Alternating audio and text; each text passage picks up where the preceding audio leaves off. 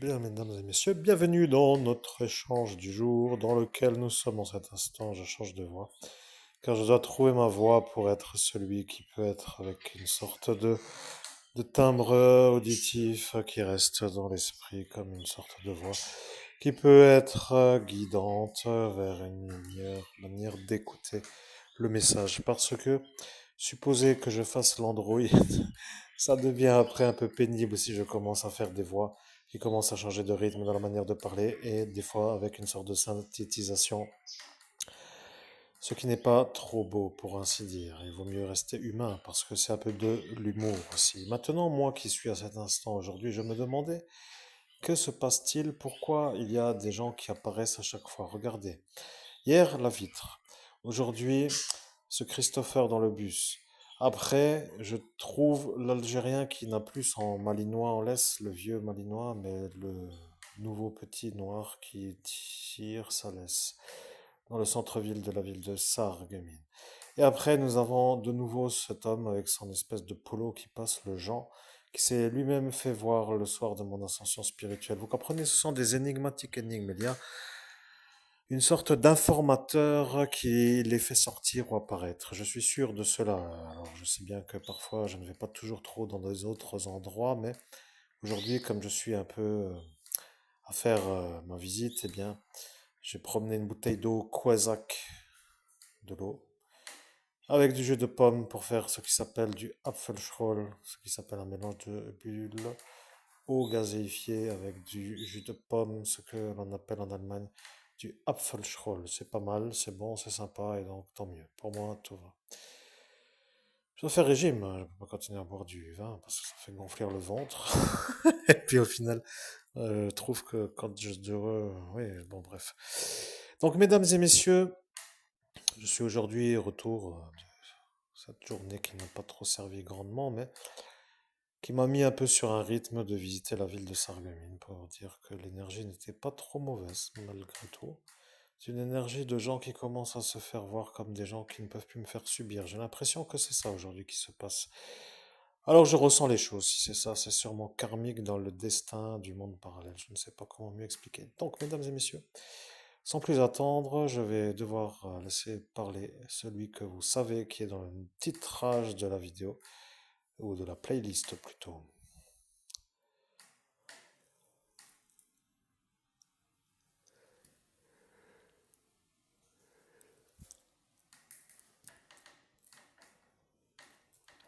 Bien, mesdames et messieurs, comment allez-vous?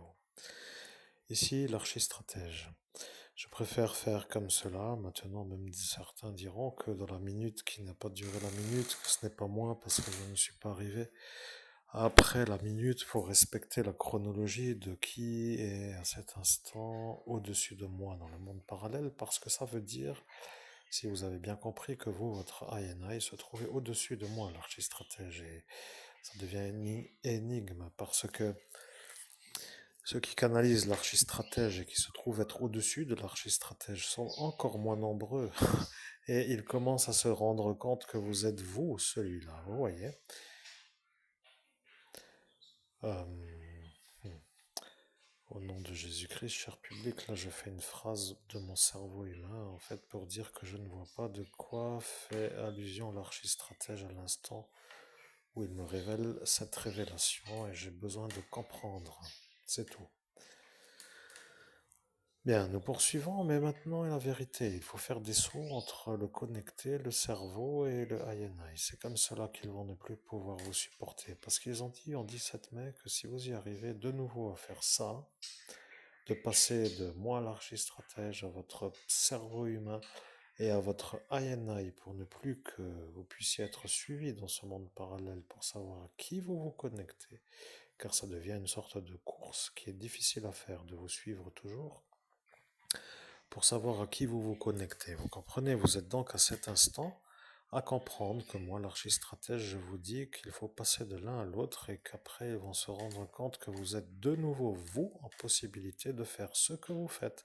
Car à l'instant du 17 mai, lorsqu'ils ont vu que vous y arriviez, ils se sont mis entre eux pour faire le complot pour que vous ne puissiez plus y arriver.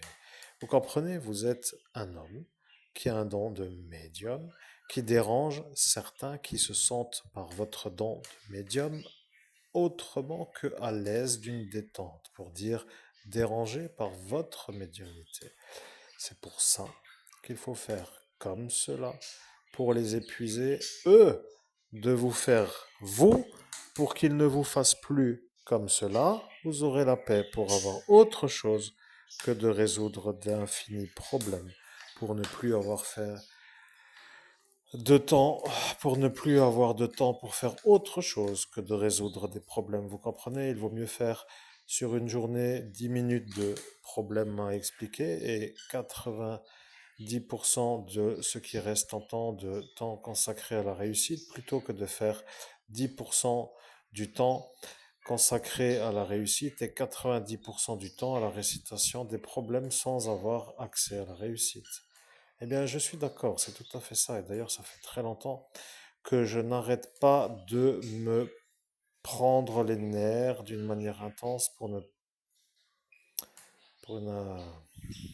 raison que j'ai l'impression que personne ne me comprend. Je suis l'archistratège. Ils ont dit que vous n'alliez plus pouvoir y arriver. Ils ont dit que lorsqu'arrivera l'instant, que vous ne pourriez plus y arriver. Et après, ils ne savaient plus comment finir, car ils ont dit que de toute façon, qu'il n'y aura rien par rapport à ça.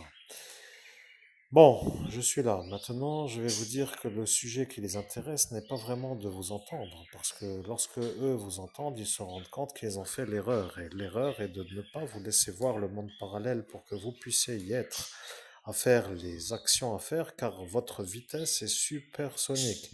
Vous avez compris, vous êtes tellement rapide qu'ils ne peuvent pas valider que c'est ça ce qu'il faut faire.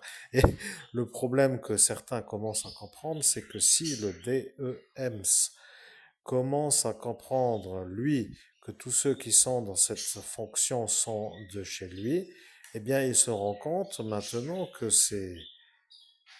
Et là, il a commencé à mettre le doute à tout le monde. Il s'est demandé si tout le monde dans la fonction est sous ses ordres, en clair, à ce DEMS. Qui sont ceux qui ne sont pas sous ses ordres pour dire est-ce que c'est bon ou pas, puisque eux sont eux. C'est-à-dire la manière de différencier qui est qui. Bon, mesdames et messieurs, je sais que vous comprenez la conversation, il n'y a plus rien d'autre à rajouter à cet instant.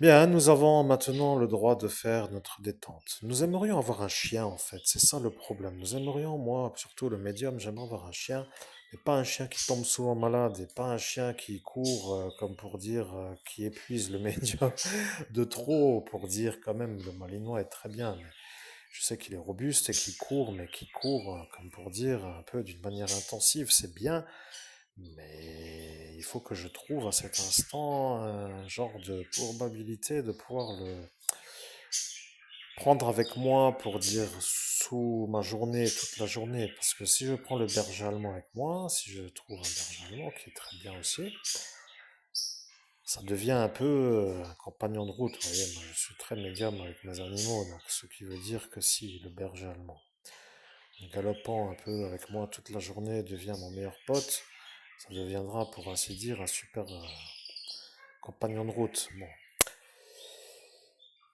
comprenez, on ne peut pas devenir ami des animaux en les laissant dans une pièce et de dire bonjour une heure et puis tout le reste de la journée loin des yeux pour dire loin du cœur. Vous comprenez, ça devient aussi un savoir-faire. Il faut trouver la manière de parler, il faut trouver la manière de se déplacer, il faut trouver des intérêts, il faut trouver comment faire pour que ce chien puisse avoir l'impression d'être en symbiose. Voilà, c'est comme cela que j'appelle moi la médiumnité animale. Il faut être en symbiose. Alors, est-ce qu'une femme à cet instant est un surplus pour être en ambiance avec le chien? Je pense que peut-être, si elle n'est pas compréhensive, ça serait peut-être oui. Mais si elle est compréhensive et si elle a un chien, et que comme par magie, écoutez-moi bien, comme par magie, maintenant imaginez que je pourrais trouver une femme avec un chien qui se trouve à l'aise avec moi et avec mon chien. Ça pourrait être une histoire qui se fait bien. Vous voyez, et après, médiumnité, comme elle est une femme, mais bien qui parle plus qu'ici, à d'autres qui ont des chiens pour dire tiens, mon homme, mon compagnon, mon ami, je ne sais comment dire à cet instant, est un médium qui peut faire aussi de la médiumnité animalière. Et après, tout le monde est un peu intéressé. Et après, la médiumnité animalière réelle, bien sûr, est aussi une porte d'accès à d'autres questions. Vous comprenez? C'est ça le démarrage du Chihuahua. C'est ça la vérité que moi je voulais. Bon, c'est quand même pas possible de ne pas être compris. Bon, disons que certains ont peut-être une sorte de vision de ma vie qui doit surtout pas être que de me voir réussir. Et ça revient de nouveau à dire ce que j'avais déjà dit. Que faire, que faire? Et la question, alors que faire est la question. Et la question que je me pose, moi, eh bien, c'est de savoir quoi faire. Il faut trouver un chien.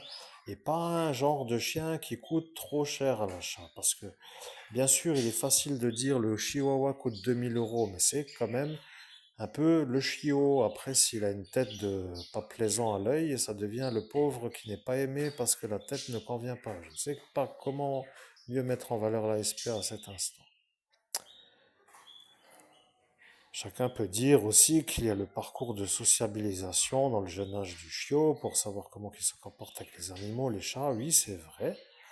Mais à cet instant, eh bien, il faut quand même avoir une sorte de transparence et d'essai et de voir comment que ça fonctionne. Bon, on ne peut pas non plus trop critiquer. Les gens font du mieux qu'ils peuvent et des fois ça ne va pas toujours. Mais alors pour diverses raisons, on a des chiens adultes qu'on peut avoir et que de fait on trouve où le feeling assez. Bon, je ne sais pas comment vous expliquer. Moi, j'ai pris l'exemple du yo-yo du Sénégal que j'ai vu au Leclerc à Creux. Là, il y en a un, 2 000 euros. Avant, il y en avait un, 2 000 euros. Le premier me plaisait, le deuxième ne me plaît pas. Pourquoi? J'ai bien, il a l'œil qui n'est pas le même que l'œil qui est le premier. Alors, qu'est-ce que ça peut faire? Eh bien, oui, ben, ça peut faire que pour celui qui veut s'épanouir avec la relation, que l'oiseau ressent, parce que je précise quand même que les animaux ressentent les choses, c'est comme des échos. Alors là, je dois pas m'énerver, mais les animaux sont des êtres humains, vivants, je veux dire. Donc, si moi je suis médium et que je perçois les énergies, c'est dans mon intérêt d'être en symbiose avec mes animaux. Vous voyez, je ne peux pas être un genre de comment dire, punisseur en série ou en faisant de croûtage en série pour faire des choses normales. Donc, est-ce qu'on s'attache? Oui. Est-ce qu'on a une relation autre que juste un genre de qui sort pendant 1 heure et qui reste 12 heures enfermé loin de tout? Bon, je sais même plus la question que j'ai posée. Disons que moi, je suis un médium. Donc voilà, mon intérêt, c'est d'avoir un chien qui me plaît.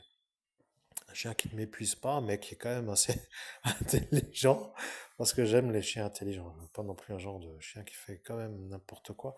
Là est le problème du chihuahua, parce que ce chihuahua est quand même un peu, d'un coup, il pète un fusible et n'écoute plus rien. Je sais qu'il écoute sur 3 4 ordres. Peut-être que c'est déjà beau pour certains, et après ça devient un peu crie toujours, je fais ce que je veux, et puis tu me cours après, vont me rattraper. Donc du coup, ça c'est pas non plus ce que je veux. Vous voyez, je veux pas ça. Mais bon, après, chacun peut voir ça à sa façon. Bon, pour dire que si un jour je tombe sur un chien qui me plaît, ben je serais heureux d'avoir un chien qui me plaît. Mais vous voyez, comme le chihuahua est un chien qui plaît à certaines catégories d'individus, peut-être que le chihuahua est une accroche pour avoir une femme qui a un chien ou pour avoir une sorte de marché de la médiumnité, à voir selon, etc. Et bon, pour dire de fil en aiguille, pour dire des événements successifs se succédant, et après on arrive à créer une genre de fraternité animalière. Je me détends, mesdames et messieurs, c'est aussi ça des fois. Il faut se détendre. Bien, mon intérêt, pour dire votre intérêt, ami médium, homme humain, donc Christophe Albert, de votre titre spirituel, Monseigneur Christophe Albert, évêque de l'universelle fraternité fondée par l'abbé Julio, est de tout simplement être un homme avec de l'argent pour faire une vie.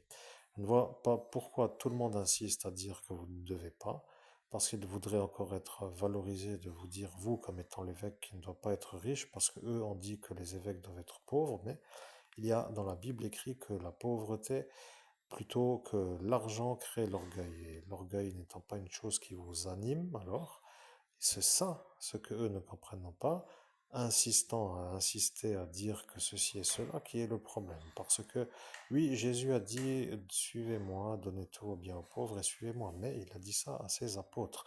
Et ses apôtres de l'époque. Et l'époque étant l'époque, cela ne devait pas être encombré, parce qu'il y avait à cet instant l'instant. Il s'est adressé à ses apôtres, qui sont devenus ses disciples, et de fait, ses disciples ont laissé l'héritage de la chrétienté, donc de l'enseignement chrétien. Mais dans tous les enseignements, avant tout, il y a la tournure intérieure du cœur, parce que si d'un coup vous devenez avec une sorte de milliard de dollars, Un genre d'homme qui veut assouvir tout le monde, asservir tout le monde, faire des ennuis à tout le monde pour se venger de choses qui ne sont pas nommées. Mais supposons que d'un coup ça dérape dans ça, c'est sûr que là, ce n'est pas très bon. Si maintenant vous avez de l'argent, même quantité, 1 milliard d'euros, et que de fait vous êtes avec un surplus facilement distribuable à des gens qui en ont besoin, par exemple, des gens qui se sentent dans un certain besoin de l'instant. Je sais bien que ça paraît anormal à dire, mais là, ce n'est plus la même chose, vous voyez. Vous avez maintenant une autre impression que l'argent est utile. Si vous voulez nourrir pendant un an des populations, même lointaines, par rapport, si vous voulez bien aider, par exemple, à faire une sorte de centre de nourrissage. Je ne sais pas si c'est une chose qui parle, mais vous comprenez, l'argent est utile pour aider, donc ce n'est plus vraiment de l'argent qui sert à faire des ennuis, et ça n'est pas mauvais. Or, voilà ce qui est mauvais, c'est de faire des choses mauvaises. Vous comprenez donc l'intérêt pour vous, homme humain, Christophe Albert, est d'avoir de l'argent pour faire une vie. Et ce n'est pas à eux, vos ennemis, de vous dire que vous devez être pauvre, car il est écrit dans la Bible que Jésus-Christ a dit qu'il fallait vendre tous ses biens et les donner aux pauvres pour le suivre. Mais c'est vérité que parfois l'attitude de la quête est un peu facile s'il n'y a rien. Je reviendrai dessus dans une autre vidéo. Je ne dois pas du tout parler de ça. Votre vie est de devenir un homme avec de l'argent, avec de quoi vivre. C'est ça ce qu'il vous faut. Vous n'allez quand même pas vous faire une certaine manière d'être vue comme une... Eh bien, nous reviendrons dessus parce qu'ils croient que c'est ça. Vous voyez, tout le monde croit que c'est ça.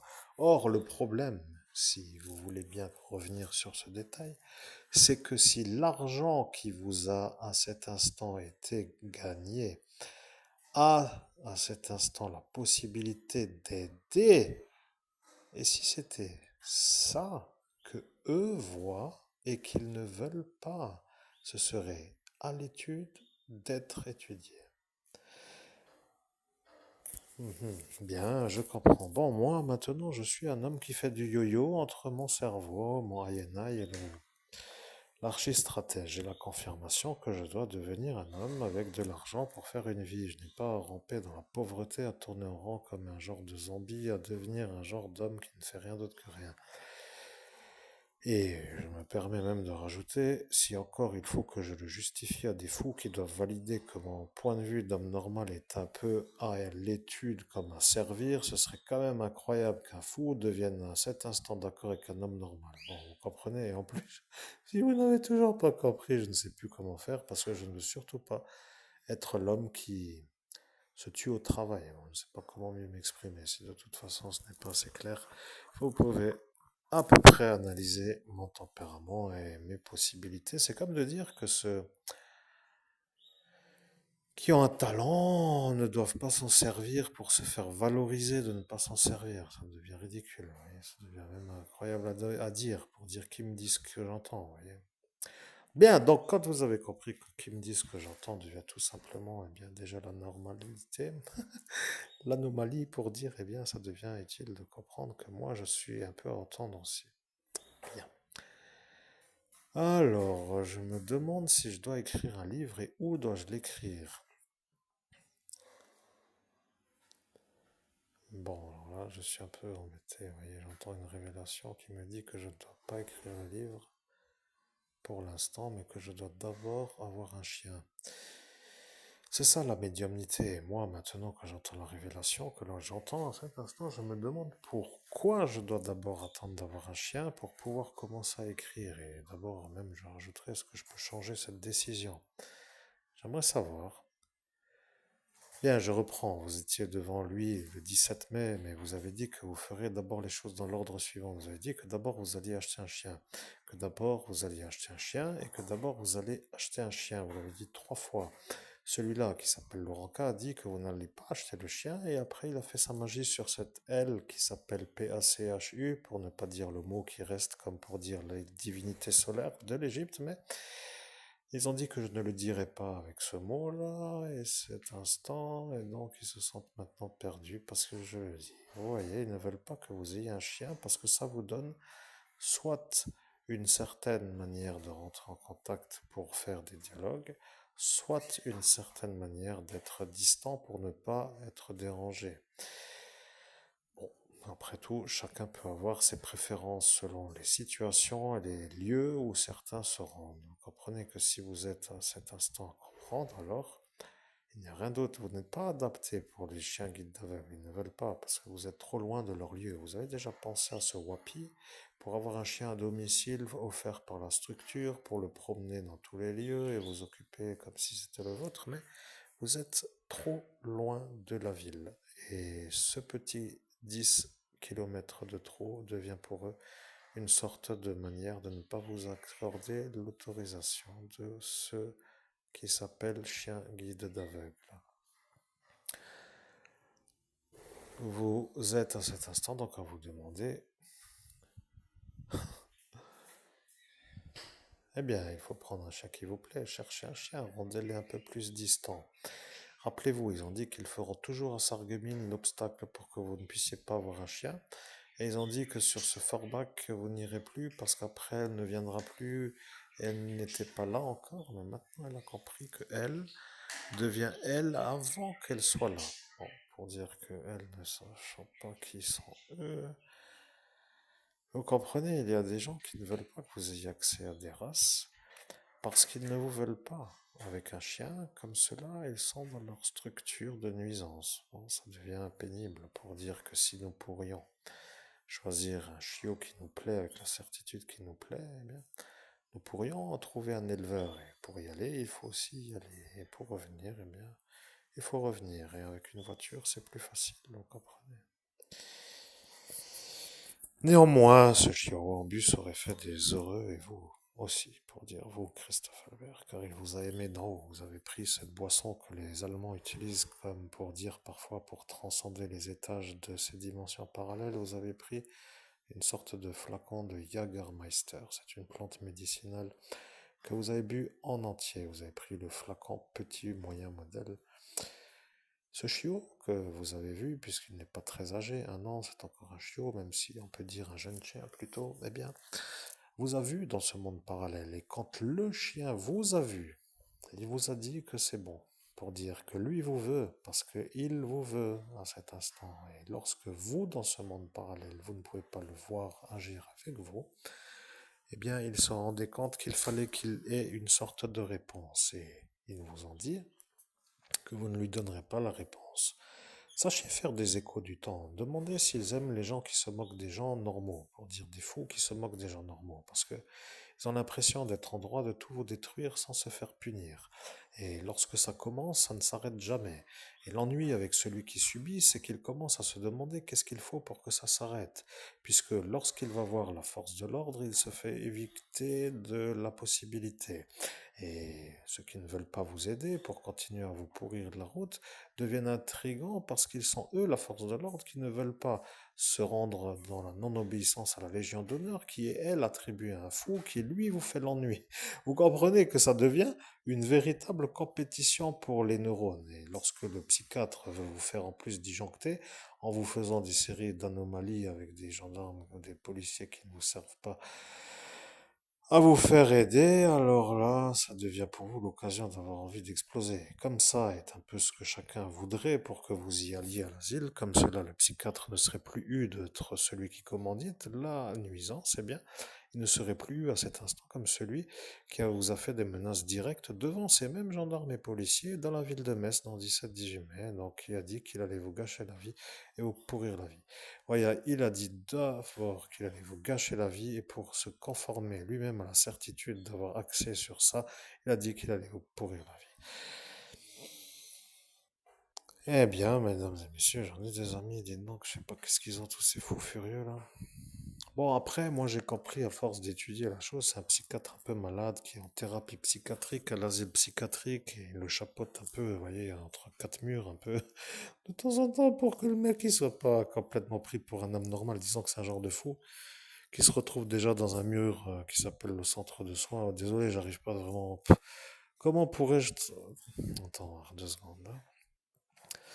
Bien, vous comprenez, le psychiatre est un malade psychiatrique, c'est un psychopathe. Cet homme n'aime pas les gens qui se rendent à la réussite de la joie. C'est un homme qui devient enragé de voir des gens heureux. Dès que il vous voit avec un visage heureux, d'ailleurs pourrait-on peut-être même se dire, que s'est-il passé depuis nos 2, 3 dernières vidéos nous apparaissant avec un visage souriant? Peut-être a-t-il eu écho, lui, de notre joie, et à cet instant, peut-être a-t-il envoyé de nouveau certains qui l'utilisent comme ce monsieur Jean avec son polo qui lui s'est fait passer le soir du 17 mai pour ce Laurenca.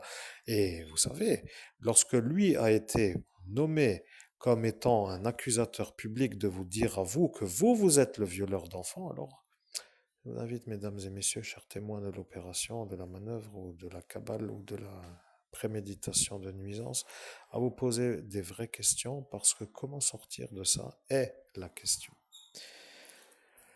C'est la classe médium. Je suis content, j'arrive à me faire comprendre. C'est vrai, expliquer comme ça, tout le monde comprend. Vous voyez, il suffit juste de s'en rappeler.